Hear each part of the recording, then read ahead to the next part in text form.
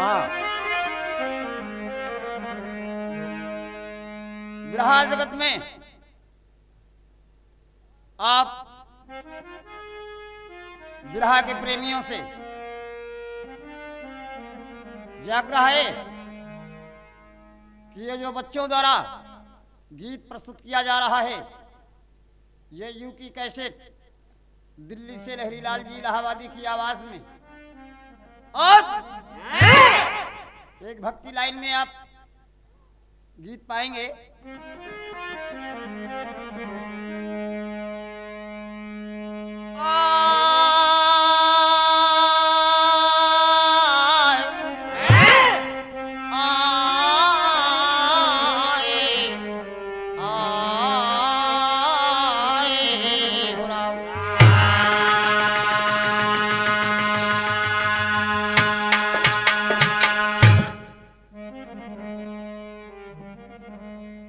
सिकंदर लंका का राजा आए, बजा जब उसके दिल में गम का बाजा,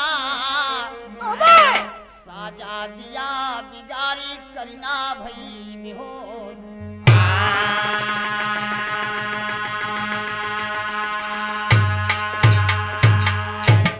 भाई साहब, गीत का शुरुआत है।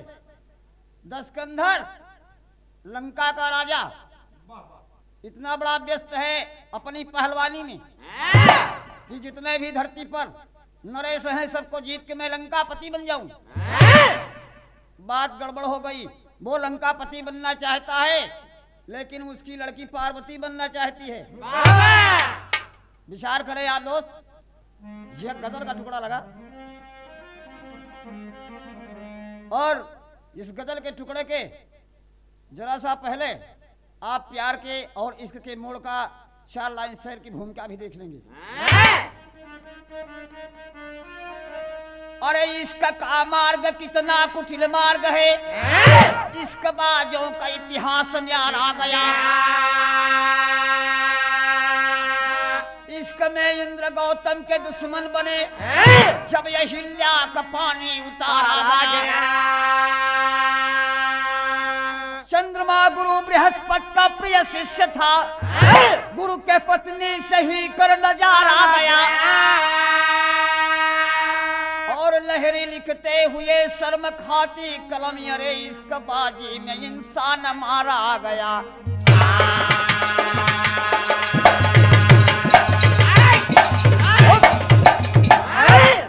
बाबा, इश्क का मार्ग, इश्क का रास्ता, इश्क का मार्ग कितना कुटिल मार्ग है। इश्क बाजों का इतिहास न्यारा गया। इश्क में इंद्र गौतम के दुश्मन बने, जब अहिल्या का पानी उतारा गया। चंद्रमा गुरु बृहस्पति का प्रिय शिष्य था, गुरु के पत्नी से ही कर नजारा गया। लहरी लिखते हुए शर्म खाती कलम, इश्क बाजी में इंसान मारा। गजल का टुकड़ा है। कहना यह है कि मिटा दे गैरों की हस्ती, उसे औलाद कहते हैं।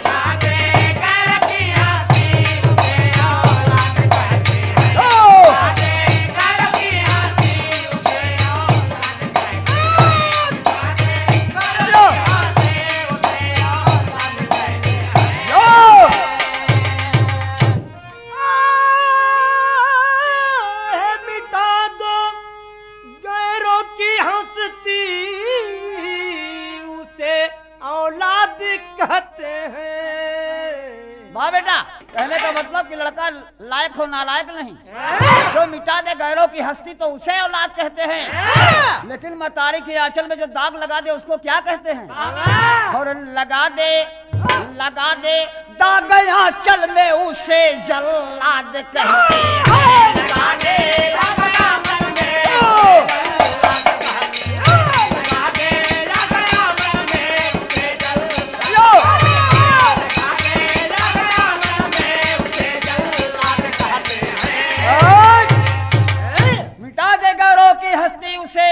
कहते हैं, लगा दे दाग आंचल में उसे जल्लाद कहते हैं। देखिए, महीना बहुत बढ़िया मौसम है, बाबा बसंती ऋतु है।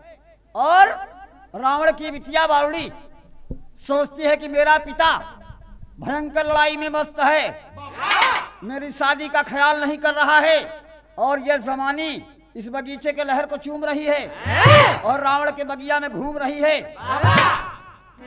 कभी को लिखना पड़ा,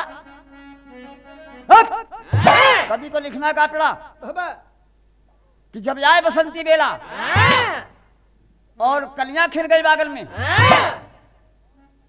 कि जब आए बसंती बेला, जब आए बसंती बेला, जब आए बसंती बेला, कलियां खिल गई बागल में, कलियां खिल गई बागन में, कलियां खिल गई बागन में, कलियों पर भंवरे झूमे, कलियों पे भौरे झूमे, कलियों पे भौरे झूमे, अलिशोर करे रागन में, हलचोर करे रागन में, हलचोर करे रागन में, रावण की सुता सयानी, रावण की सुता सयानी, रावण की सुता सयानी, बरुणी के चढ़ी जवानी, बरुणी के चढ़ी जवानी, बरुणी के चढ़ी जवानी, अरे रावण की सुता सयानी, बरुणी के चढ़ी जवानी, बेदर्दी बना दसानन खोजा न उसे परानी। अरे बाप रे बाप, बाबा बेदर्दी बना दुसानन खोजा न उसे परानी।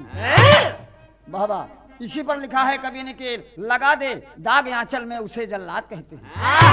रावण अपनी इज्जत का ख्याल न करके और मस्त है लड़ाई के मैदान में भाई साहब। और रावण की औरत जिसको मंदोदरी कहते हैं, मंदोदरी एक दिन समझाने लगे कि पिया आप लड़ाई में मस्त हैं, बिटिया जवान बा घर में, अगर कदम कहीं बहक जाई तो इज्जतिया मातरी मिल जाए, एक कुछ ख्याल कर ला। रावण कहा मुझसे बात न करो, जब तक मैं राम को नहीं जीत लूंगा, अरे जब तक मैं राम को नहीं जीत लूंगा तब तक मैं इस बात पर ध्यान नहीं करूंगा। मंदोदरी बढ़ जाओ। मंदोदरी को ठुकरा दिया दोस्त। रावण की बिटिया लाचार होकर के और उसी बगीचे में जाती है अपने पिता वाले में और बैठ जाती है, कहती कि मेरे बाप का गुरु शंकर है, अगर मेरा बाप मेरी शादी नहीं करता है तो मैं इसके गुरु शंकर के साथ शादी करूंगी। भाई साहब जा करने बैठ जाती है। यह कहना बा हाय हाय हाय हरे पपिहारा, पपिहारा हरि के बोल मती बोला, पपिहारा हरि के बोल मती बोला, पपिहारा हरि के बोल मती बोला, पपिहारा हरि के बोल मती बोला, पपिहारा हरि के बोल मती बोला।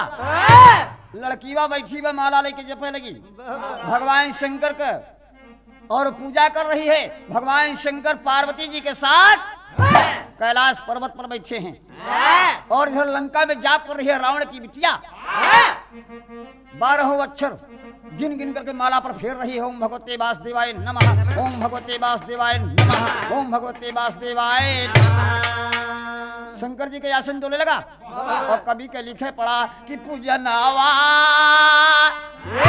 अरे पूजनावा कैली हाय भोला का, पूजनावा कैले हाय भोला के, पूजनवा कैले हाय भोला के, पूजनवा कैले हाय भोला के, पूजनवा कैली हाय भोला के। कर में उमलवा लिहले गुजरिया, कहैया आवा हमारे भोला संवरिया। भोला खबरिया, भोला खबरिया, आवा मोरे भोला संवरिया। रंगनवा डोला है भोला के। यह मस्ती में शंकर जी झूमे लगे कि रंग का बौछार फागुन का महीना मस्त। ओ यही में कोनो हमार सेवक बुलावत बा। हे पार्वती, शंकर जी पार्वती से कहे लगे कि देखा हमार कोनो भक्त मृत लोग ने बुलावत बा, तो हमके जाए दा। पार्वती के मनाए के बैठाए के भगवान शंकर भोलेनाथ हाजिर हो गए लंका में बगिया में रावण के। और इधर बावणी बैठी है पूजा पर और भगवान शंकर का जाप कर रही है। शंकर जी जा करके और वो बावणी के बगल में खड़े हो गए। ध्यान देने की बात है कि रावण के गुरु शंकर हैं और बावणी रावण की बिटिया है। रावण के बिटिया अपने बाप के गुरु से बियाह करे के चाहत बा, काहे कि जो के बाप नालायक बा, ओके शादी पर ध्यान ना करत बा। भाई साहब कहना यह बात टेरी के भाव लगा भी रहा जगत में। अरे राम जवनिया जल के राख हो गई, कल पे कली अली बनड़ा जल बदलिया, जवनिया जल के राख हो गई।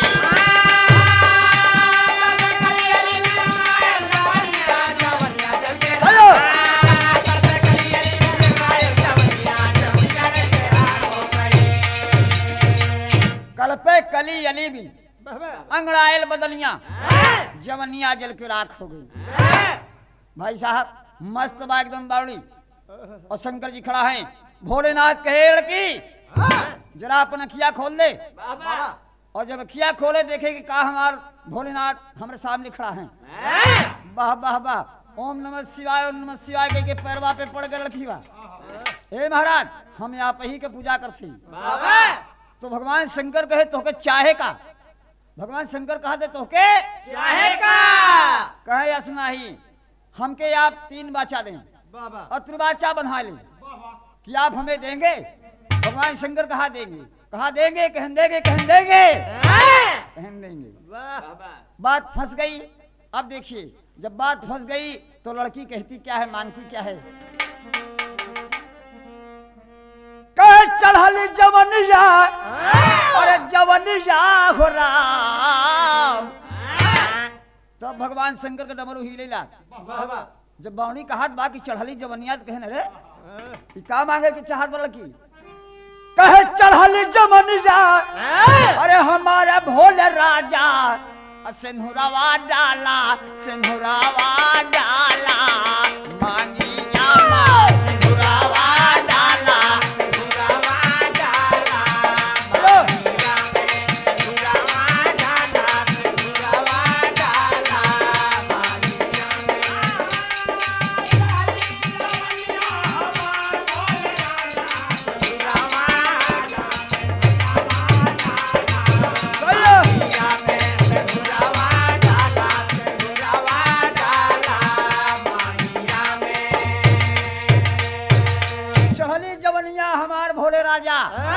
सिंधुरवा डाला, सिंधुरवा डाला मंगिया में।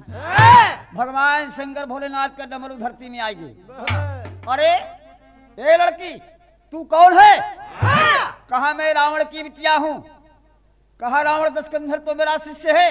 कहा बस बस बस बस महाराज पहुंच गए आप, बस आपके शिष्य का हम लड़की है। अरे ये तू क्या मांग रही है? तू मेरे शिष्य की लड़की है और तू मेरे साथ शादी करना चाहती है? कहा हाँ महाराज, क्योंकि आपका शिष्य पागल हो गया है, वो लड़ाई के मैदान में है और उसे लड़ाई का नशा चढ़ा है और मुझे सगाई की नशा है। आप वचन दिए हैं तो मेरे साथ आप शादी करें। देखिए अरे बोली है बरुड़ी ठिके कमरिया, बोली है बरुड़ी ठिके कमरिया, बोली है बरुड़ी ठिके कमरिया, बन जाता भोला तू हमारे समय, बन जाता भोला तू हमारे समरिया, बन जाता भोला तू हमारे समरिया, बन जाता भोला तू हमारे समरिया। मन में करा तू विचार भोले राजा सिंधुरवा डाला हमारे बंगिया में। भगवान शंकर जी का बोले गए बिटिया, अरे तू ये करे बदले में दूसर कुछ मांग ले रे, तू तो खानदानी लड़की है। कहा महाराज अगर देना चाहते तो हाँ कह दे, ना देना चाहते तो ना कह दे, और आप जाए कोई मतलब नहीं मुझसे आपसे। भगवान शंकर वचन हार के फंस गए दोस्त, और भगवान शंकर फंस गए। विचार करते हैं कि लड़की को बहकाना चाहिए। वचन में दे दिया कि जा ये त्रेता युग है और मैं तेरे साथ अपना अंश दूंगा द्वापर में। बताइए त्रेता की बात है, त्रेता की तपस्या उसकी है और दुल्हा पाए वो द्वापर में। कहा तब हमें मंजूर बा, लेकिन हम दुल्हा आप ही के बनाओ। भगवान शंकर भोलेनाथ अंतर ध्यान हो गए दोस्त, अंतर ध्यान हो गए और इधर से कहानी बढ़ती गई। उसे इंतजार है भोला हमारा दुल्हा बनी।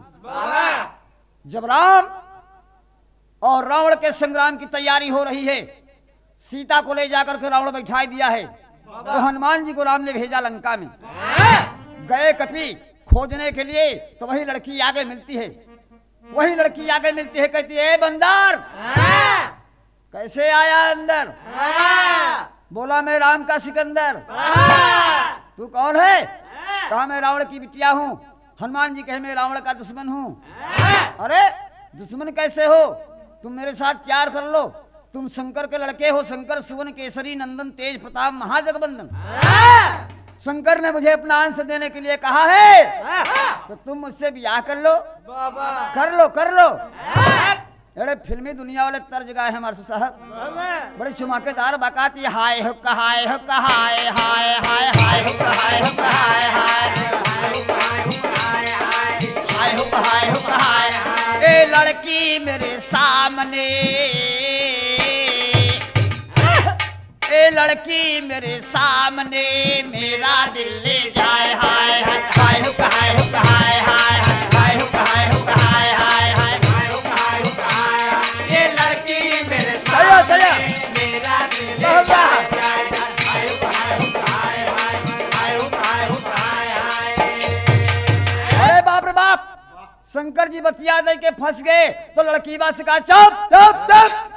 कहे, हाय चुप हाय चुप हाय हाय हाय हाय चुप हाय चुप हाय हाय हाय हाय चुप हाय चुप हाय हाय हाय चुप हाय चुप हाय हाय।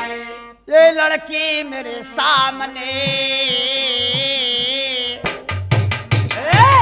ये लड़की मेरे सामने, मेरा दिल बहलाए। हाय हाय हाय चुप हाय चुप हाय हाय हाय हाय चुप हाय चुप हाय हाय हाय चुप हाय चुप हाय हाय। ये लड़की मेरे सामने, मेरा दिल बहलाए। हाय हाय चुप हाय चुप हाय हाय हाय चुप हाय चुप हाय हाय चुप हाय चुप हाय हाय। शंकर जी कहा, चुप चुप चुप। बारणी कहा, गप सप न हो महाराज, तू बाचा दे है, तू शंकर दानी है। अब फंस गया हमारे चंगुल में तू, या तो ब्याह करा या तो कहीं ना कर। आज से तुहार सत्य धर्म सब नाश हो जाए। शंकर भगवान गड़बड़ाए के दे दे कि हम द्वापर में ब्याह तो से ओ ई वचनिया दे के अंतर ध्यान हुई। तो जब भगवान राम ने अपने दूत को भेजा था वहां, हनुमान जी के सामने बावड़ी पड़ी तो कहे, शंकर सुवन केसरी नंदन तेज प्रताप हाय जगबंदन। शंकर नहीं कहे तो तू ही हमसे भी हवा कहला। एड़ तर्ज बा फिल्मी दुनिया वाली है। तो गाए है, हाय हाय कजरा मोहब्बत वाला, अखियों में ऐसे डाला, कजरे ले ली मेरी जान, हाय री मैं तेरे कुर्बान। लेकिन भाव उस तरह है, हनुमान जी कहते हैं कि बोले है तब बजरंगी, बोले है तब बजरंगी, बोले है तब बजरंगी, बोले है तब बजरंगी, बोले है तब बजरंगी।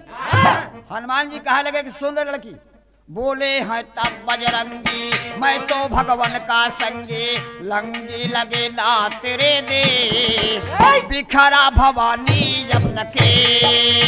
बोले हैं तब बजरंगी, मैं तो भगवान का संगी, लंगी लगे ना तेरे देश, बिखरा भवानी बाबा। बोले हैं तब बजरंगी, मैं हूँ भगवान का संगी, लंगी लगे ना तेरे देश, बिखरा भवानी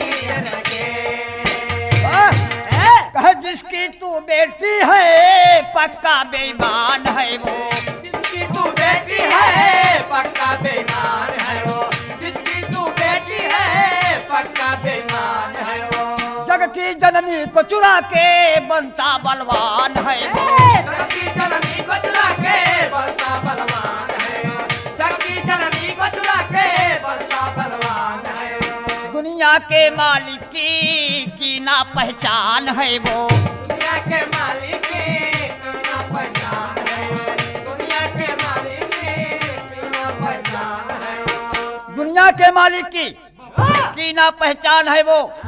ये नहीं समझ पाया रे तेरा बाप कि राम कौन है और लक्ष्मण कौन है।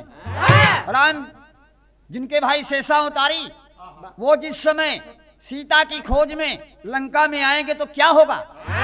कह जय दिल लंका में यही है, जय दिल लंका में यही है, जय दिल लंका में, ए भाई साहब जय दिल लंका में यही है। जही दिन लंका में यही है लंका मासान बनई है जही दिन लंका में लंका मासान बनई है जही दिन लंका में लंका मासान बनई है तो बची है न पापी कोई से बिखरा भवानी जब के लंका में है लंका शमशान बनई है भवानी जब के बिखरा भवानी लंका में है लंका शमशान बनई है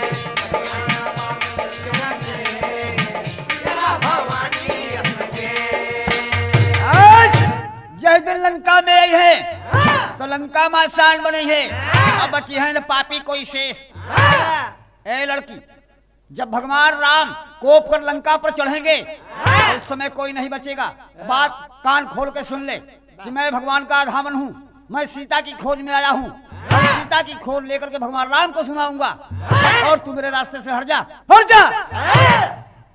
जिसकी तू बेटी है पक्का बेईमान है वो जग के जननी को चुरा के बनता बलवान है वो पता चलेगा जब राम और लक्ष्मण जाएंगे हट जा धामन में बन के आया अवध बिहारी जी के समझ ले कि धामन में बन के आया अवध बिहारी जी के धामन में बन के आया अवध बिहारी जी के धामन में बन के आया अवध बिहारी जी के करने में खोज आया सीता महतारी जी के करने में खोज आया सीता महतारी जी के करने में खोज आया सीता महतारी जी के चरणों का दास हूँ मैं जनक दुलारी जी के चरणों का दास हूँ मैं जनक दुलारी जी का चरणों का दास हूँ मैं जनक दुलारी जी का ए भाई साहब चरणों का दास हूँ मैं जनक दुलारी जी के समझ ले पहले बात जेकर देवर बलधारी लक्ष्मण शेषा उतारी देही बाण मुहना में ठेस अब बिखरा भवानी अब ना बहबा बावणी समझ के कि मुझदंडाई माने न कहा एक बात व्यक्ति तू हनुमान है कहीं हनुमान है कहीं शंकर का केल आगा तू कहीं शंकर का बेटवा है बात कहें बात यह है कि तू हमसे बिया कर तोहार बाप हमका वचन दे हैं कहें तोहार बाप हमार बाप तोहका वचन दे हैं लेकिन तोहार बाप हमार सत्यानाश कर दे हैं कैसे हमार तोहार पढ़ लिखा है तो दुश्मन का बिटिया हो और सामने से अगर हटती है तो हटती है नहीं देखती है गदा मेरा बाबर बाप बावड़ी डपट में गिर गई हनुमान जी आगे चल दिया कहानी मोड़ ले लिया बात खो गई शंकर जी अपन वचन दे तब न बिया के अरे मुस्टंडा बांधन मिला तब इनकार कर दे भाई साहब अब बावड़ी लाचार हो गई लाचार होने के बाद किया क्या कि वही जंगल की लकड़ियां बगीचा की लकड़ियां बटोर करके और चिता बना करके सोचा कि मैं इसी में बैठ के जल जाऊं भाई साहब जलना चाहती है 4 लाइन बनारसी अलग लाइन बा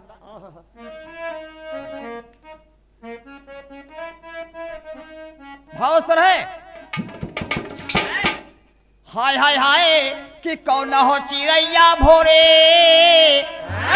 अरे कौन हो चिड़ैया भोरे चार गोड़ावा से चलली कौन हो चिड़ैया भोरे चार गोड़ावा से चलली कौन हो चिड़ैया भोरे चार गोड़ावा से चलली अहो त दुपहरिया दुई गोड़ रही जाय दुपहरिया दुई गोड़ रही जाय दुपहरिया दुई गोड़ रही जाय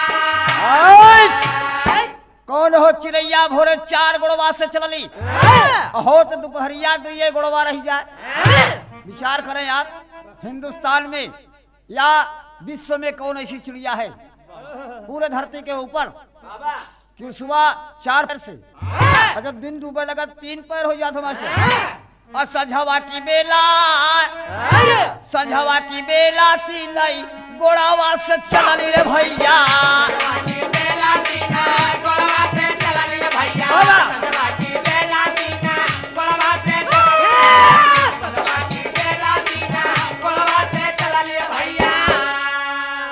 और चलता चलता चिड़ैया उड़ जाए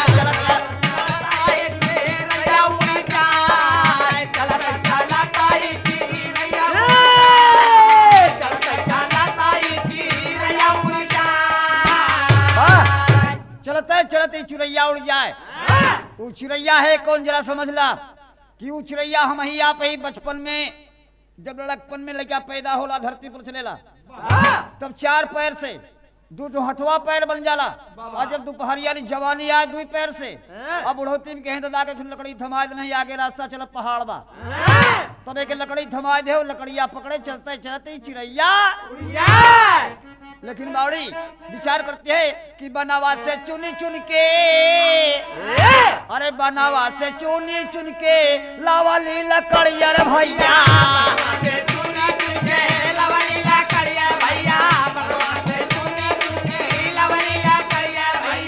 बनावा से चुनी चुन के लावाली लकड़िया रे भैया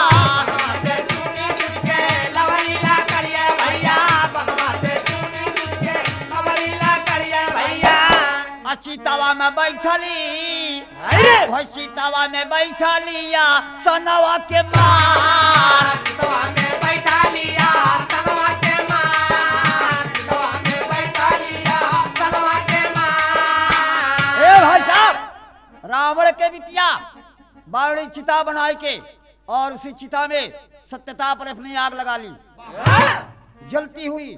जब जलती हुई चिता को देखा तो लंका में हाहाकार हो गया कि अरे रावण की बिटिया जल रही है, रावण की बिटिया जल रही है। ये बात मंदोदरी सुना दौड़ पड़ी, रावण को संदेश दिया कि बिटिया जलकर राख हो गई जो तुमने उसकी शादी पर ध्यान नहीं किया। हाय हाय वह जली गई चिता में जबकि अरे जली गई चिता में जबकि रावण कई भवन यार भैया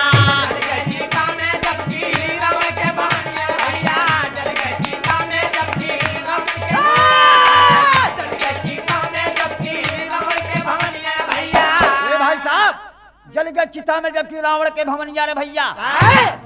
भाई साहब जलते हुए और लंका में हाहाकार हो रहा है, रावण दौड़ पड़ा कि मेरी बिटिया जल रही है। उस वक्त मंदोदरी की बात मान लिया और देखता क्या है कि धुधुआ की आग जल रही है। इस जली गई चिता में जबकि रावण कई भवनिया रे भैया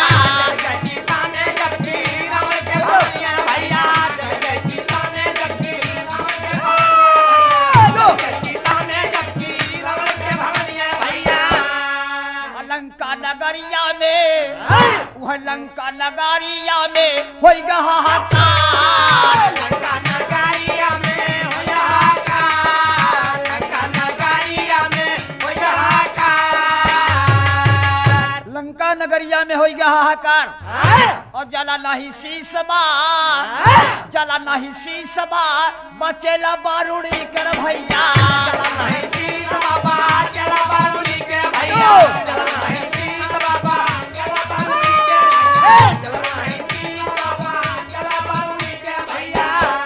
वह शीश रावण लंका में उठाए। जरा विचार करें आप कि शीश बच गया, सारी शरीर जल चुकी है, जला नहीं शीश बचेला बारूड़ी के भैया वही शीश रावण लाया लंका में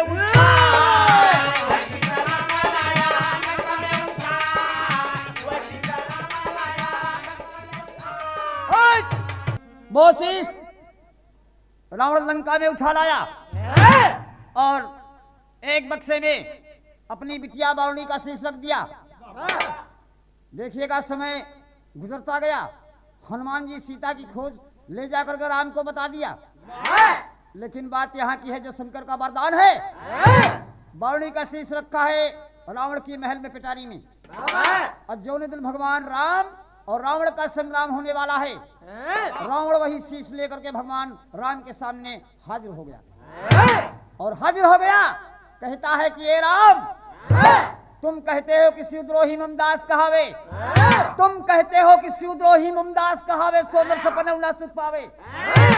लेकिन आज देखिए शंकर ने क्या कर दिया कि मेरी बिटिया जल के राख हो गई। भगवान राम समझ गए, बाबूजी समझ गए और हनुमान को इशारा करते कि हनुमान इधर आओ और तुम एक चुटकी सिंदूर लेकर के इस रावण की बिटिया के शीश में डाल दो। 170 जी आपके मिले।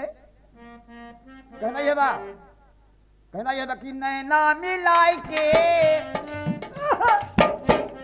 फिल्मी दुनिया लगा हिमाचल कहे गौरी सिमट के बालों को झटके गालों से रस टपके कुंवारा मन भटके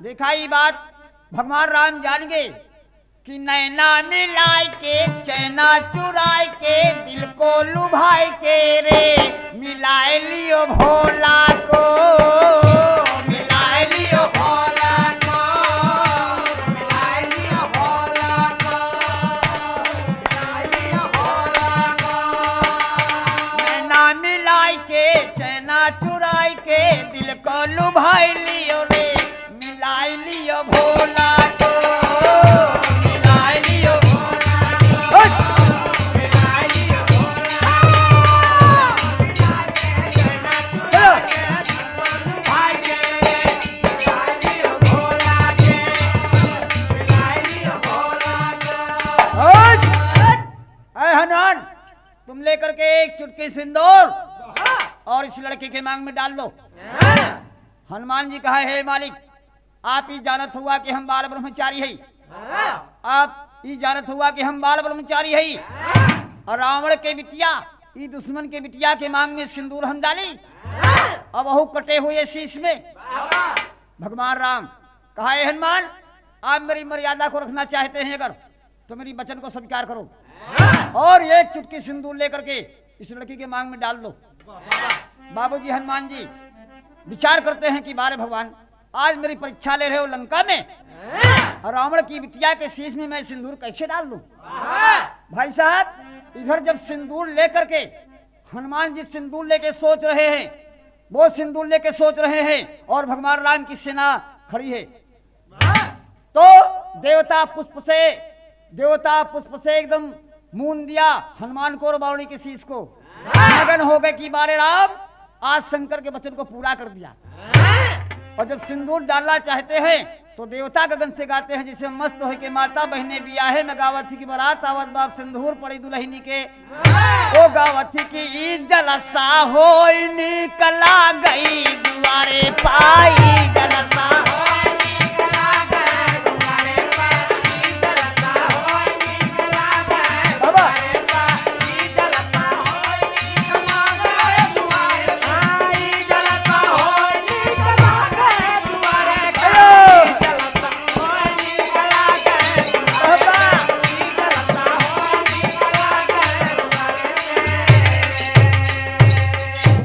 जलसा हो निकला गई दुआरे पे बड़े मगन होकर के गाती है कि ससुरों के आना का जब निकला गई ससुरों के आना का जब निकला गई तो हथिया झूमत किया आवे दुआरे पे बारी बारी सब रिश्तेदारन के न्योता कर थी लेकिन मजा ले थी देवरवा के आवे पे गवली के देवरा कया ना गजब निकला गे देवरा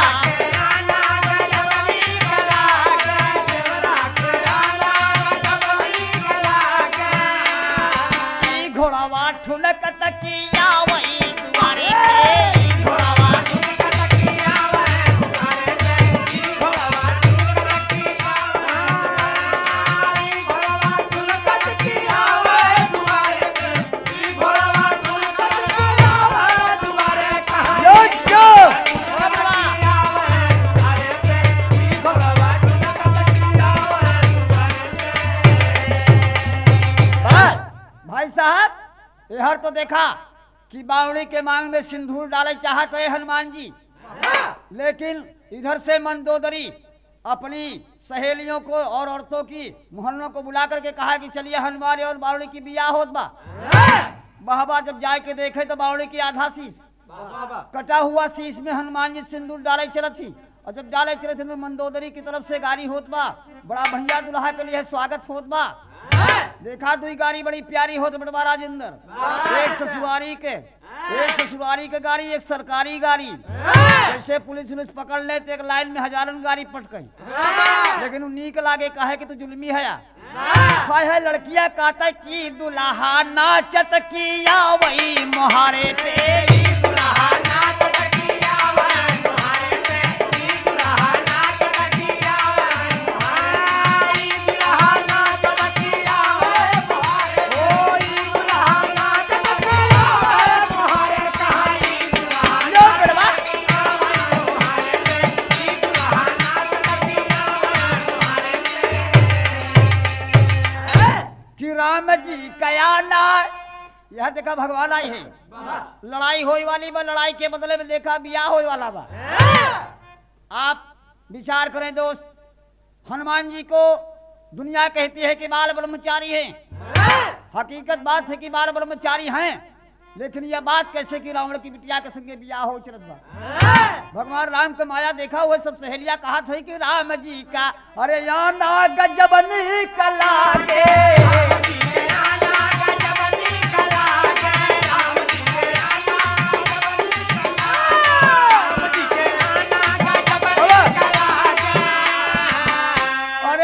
सिंदूरा डाले दुल्हन के कपारे पे। अबा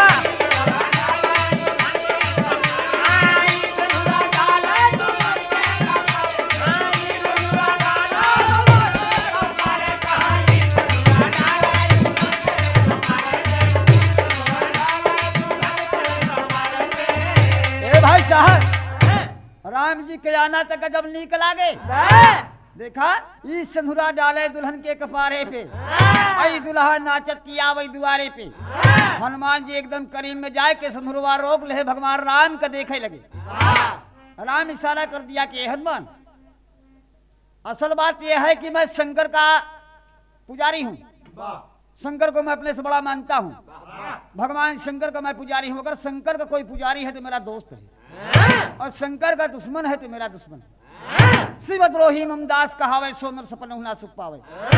इसलिए अगर तुम मेरी बात नहीं मानते हो तो तुम ही मेरे दुश्मन हो। हनुमान जी घबराए गए, हनुमान जी घबराए के और सिंदूरवा डाले चलत थे। सिंदूरवा डाले थे कि बहुत पूरी लाइन में टुकड़ा लगत बा, जिसे मल्लाह लोगन गंगा जी में नैया डाल के और मैया से अरदास करत हुए। का अरदास करत हुए देखा है लोग, इसका तर्ज बा कि दिनमा चढ़ाई बई तो का और नरियर चुनारिया हो की गंगा मैया। जेठ के दशहरा में बड़ा बढ़िया पूजा होला गंगा माई के। गंगा माई के द्वारे पर देखा मल्ला भीख मांगत हो कि हे माई, हम दिन में तोहका नरियर चुनरी चढ़ोबे, रात की जाल लड़ोबे, लेकिन हमारे नैया के सहिया तू ही खेवैया हो कि हे की गंगा मैया पार कई हमारी नवारिया हो की गंगा मैया।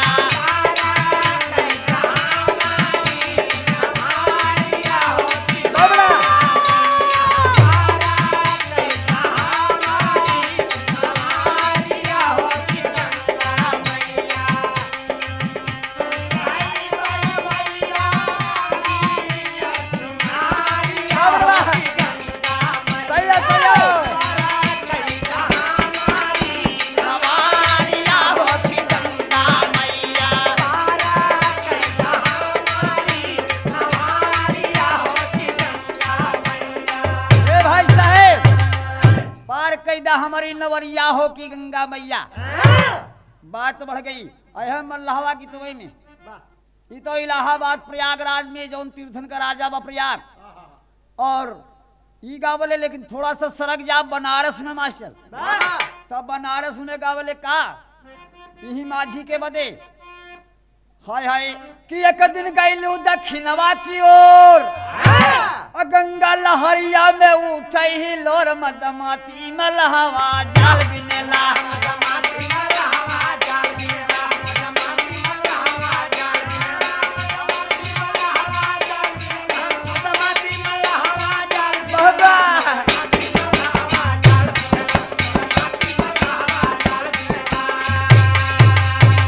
मदमाती में लहवा जाल बिनेला। अपने अपने दुल्हवा के सब बड़काई करत थे, अपने अपने तर्जिया में सभी माहिर हैं। देखा मल्लाह लोगन के लोकगीत बा, लेकिन यह हिरन के लोकगीत बड़ी अटपट रही। अब के बारात में तो बड़ी शोभा होत बा, अगर बिना जगलेटर के दुबरा लगी है तो खाना पीना कुछ ना मिले बराती के। और तब दुबरा कैसे लगत रहे, हिरन के चौधरी रहे, दुआरे पहुंच जाए कहे अब गीत गाय दा तो सोवत तिरिया उठ के बैठ जाए। और गाँव हिरवा गीत में का गावे, हरे कहा हीरा का पुतवा बड़ा मजबूतवा, बड़ा मजबूतवा राजा।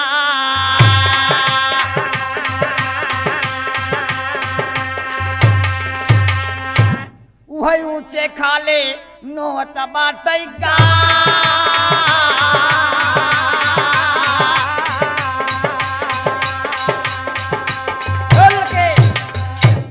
कहा यहीरा के पुतवा बड़ा मजबूतवा और ऊंचे खाले नौवत पर तो पिछोरवा से सब कहा कहा वह यहीरन के बारात आए स्वागत हो भाई। और पहली धार जब मारे दोहनिया में कुठवई नजर उड़ी ये तो वाहिर कहो गरज के मजा ले लेता पसिया हुआ गीत के भाई साहेब।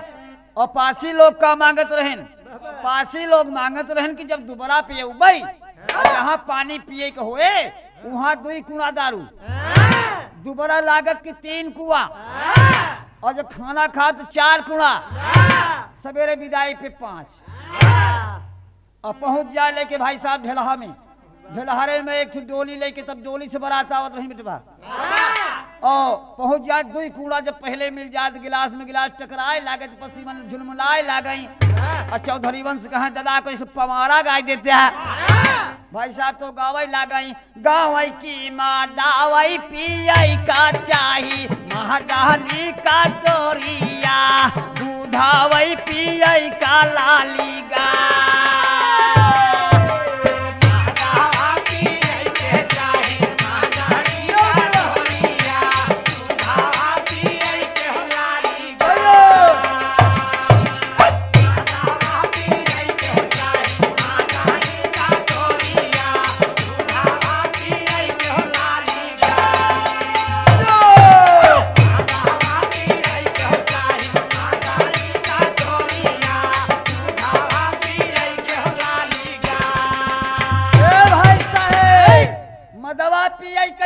मदली कटोरिया राजा दूधवा पियई कलाली और मदवा पिए मस्त हो गए कहन दहेज में खुगाई चाहिए भाई साहब। और मदवा पिए तय पिए लड़खड़ाई लागे ढेलौचिया में और दोबारा लागत की तो मामला का गड़बड़ाई गवा की महदाई पिए से पासी होई गा माता वाला दीवी गा ढेला हारे माजा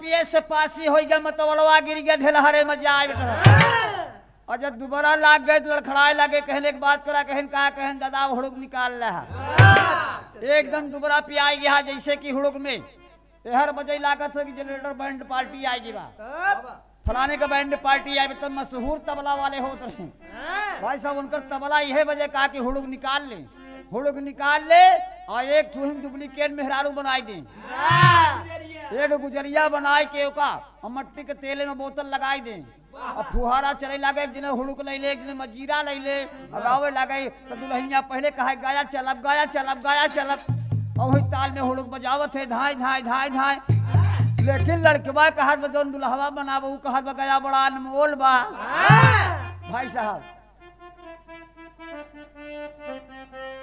कहा गया मती कर रानी अंगार मती गाया में होला बड़ा दान गाया में होला बड़ा दान गाया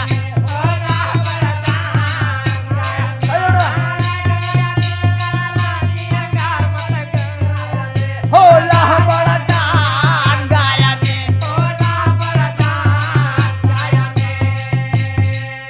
ए भाई साहब गया मत करा रानी अंगार मती गया में होला बड़ा दान गया में अरे बाप रे दुल्हनिया कहा कितना दान होला हम होके बताई दे अरे कहा 900 चढ़ाई राजा लाली लंगोटिया ना वैसे हे कपिला वह गाय ना वैसे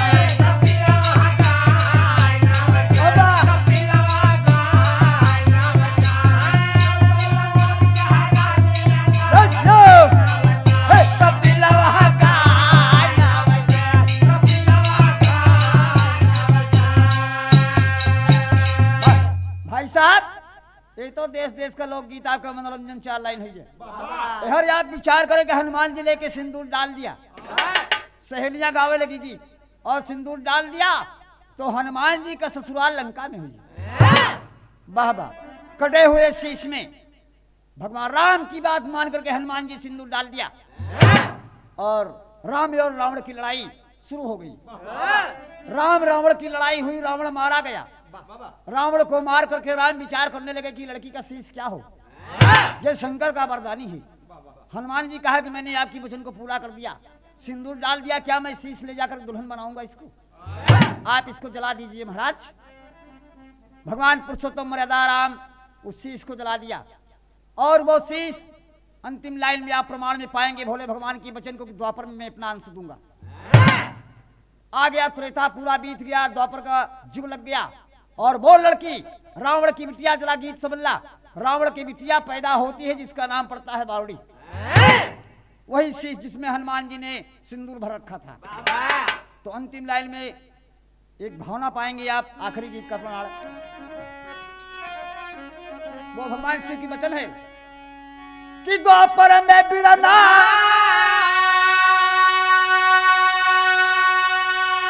अरे द्वापर में बिरना राम, द्वापर में बिरना वह कैले दुई नौ जन्म मिलनवा, द्वापर में बिरना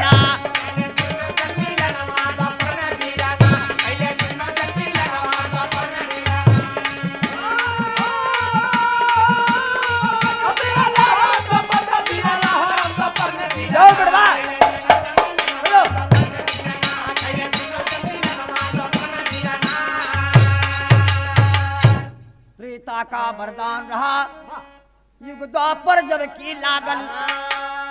अरे बरुणी भैली हिडामिनी भाई पिया बिरह में पागल जागल, फिर से तन मदनवा, द्वापर में बिरना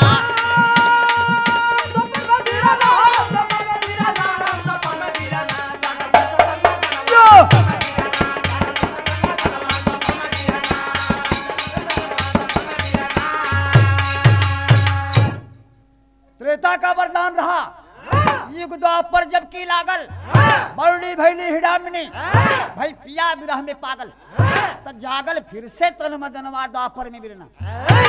वो लड़की रावण की बिटिया हिडामिनी राक्षसी हुई, हिडाम्बक राक्षस की बहन।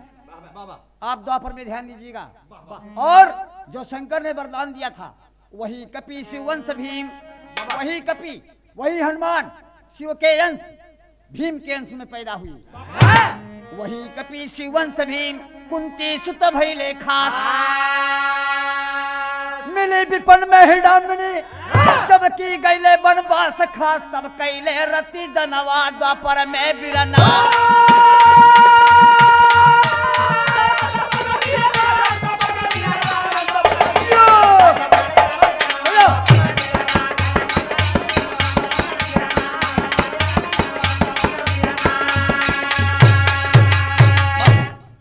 तब कैले रति दनवा, द्वापर में बिरना। इधर देखिए, विचार करिए आप कि हनुमान जी का अंश भीम और भीम महाराज पांचों भाई वनवास हुए।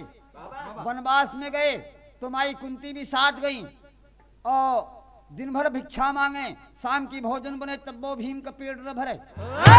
भीम भूखान बैठा रहे अलग रात में और कि हिडाम्बक राक्षस भुखाई गए।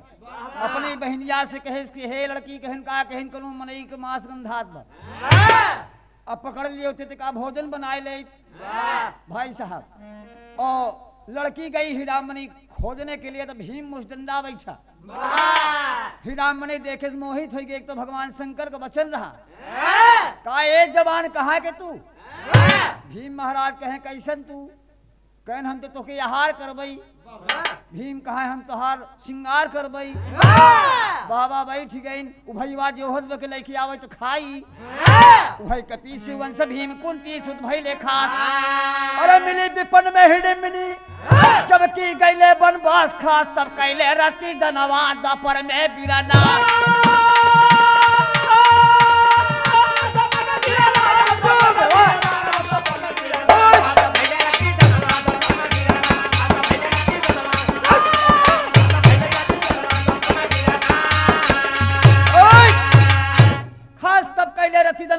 द्वापर में बिरना। बात भगवान शंकर की पूरी हो गई और हिडामणि राक्षसी भीम से प्यार कर लिया। माई कुंती के जगह की भीम कहे मैया ये लड़की आई वो हमारे पास। माई कुंती देखी इनके जंगल में पतो हो मिल गए, कम से कम खाना तो बनाई।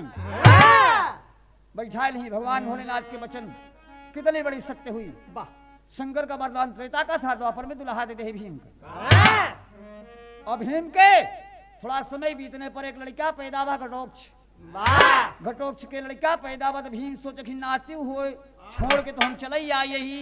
वह घटोक्ष के तो भवा बरबरी कहे दया राम गुरु साधो। अब लड़ना चाहा महाभारत में तब छलबाजी कैला यादव माधव काटनी गरद नवादा पर में बिरना।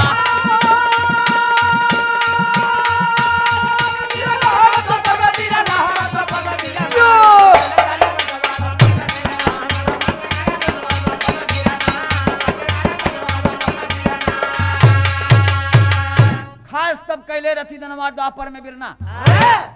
भगवान भोलेनाथ की वचन सत्य देखिए। और वही घटोक्ष के तब बरबरी के कहें दया राम गुरु साधो माधव काटिन कर धनवा द्वापर में बिरना। लड़ाई के क्षेत्र में बरबरी को मारा गया। विचार करने की बात है दोस्त। अखाड़े का परिचय देते हुए और रिकॉर्डिंग कैसेट सुनने वाले प्रेमियों से ये कहना है कि ये जो रिकॉर्डिंग आप सुन रहे हैं ये यूकी कैसेट द्वारा आप दिल्ली से गायक लहरी लाल जी की आवाज में इलाहाबादी की और सहयोग है इसमें भाई छत्रधारी यादव जो कि हड़िया इलाहाबाद के रहने वाले हैं, जिनके माध्यम से कैसेट बन रही है। कहना यह है अखाड़े का परिचय। बाकी गुरु भोला भय स्वर्ग के वासी या भा करे पुकारा। कथन किया गुरु दया राम गुरु नरकु राम का प्यार। हाय हाय जवनिया जल के राख हो गई। लहरी लाल जी चूमे लंबे के चरनिया जवनिया जल के राख हो गई।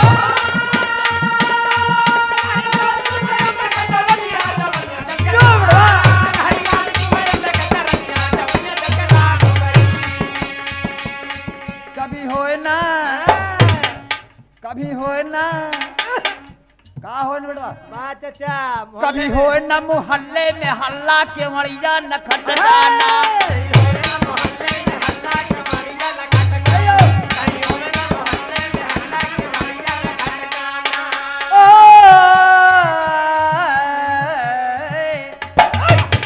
दरवाजे पे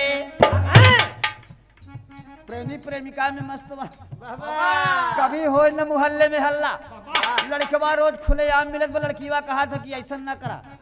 कभी हो न मोहल्ले में हल्ला के मरिया मत खटकाना। लड़कवा कहा तब का करी कहा दरवाजे पे। अरे दरवाजे पे ताला है लल्ला आगे ताला लाग बा। दरवाजे पे ताला है लल्ला पछवाड़े तड़े आ जाना।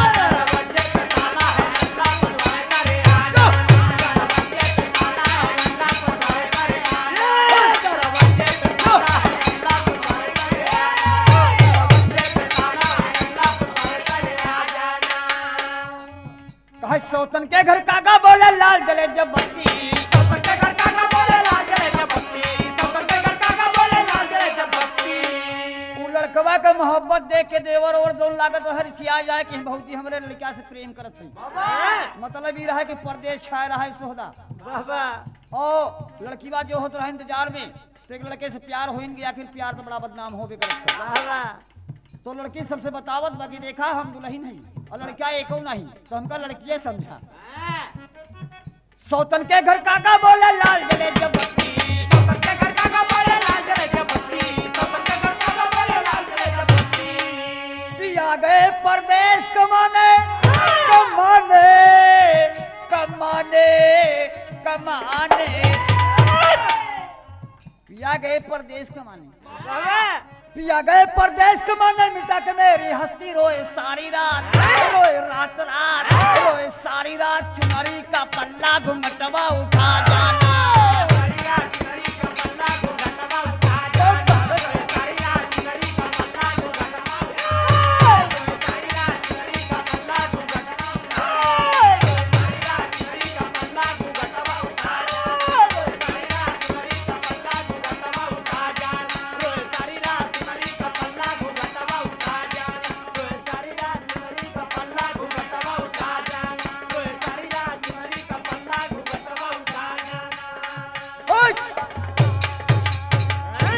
सावन सावन सावन सावन सावन का महीना बड़ा मनभावन होला मास्टर। देखा सावन के महीना में झुलना झूलत ननद हो जाई इलाहाबादी लोग गीत गावत हैं। का गावत है कि कौन रंगा मूंगावा हर कवन रंगा मोतिया कवन रंगा नाना दीरे तोर दीराना कवन रंगा नाना दीरे तोर दीराना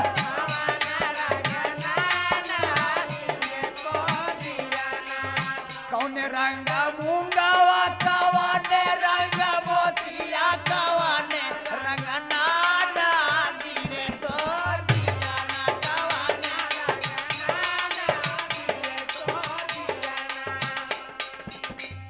ये प्रश्न होला मास्टर।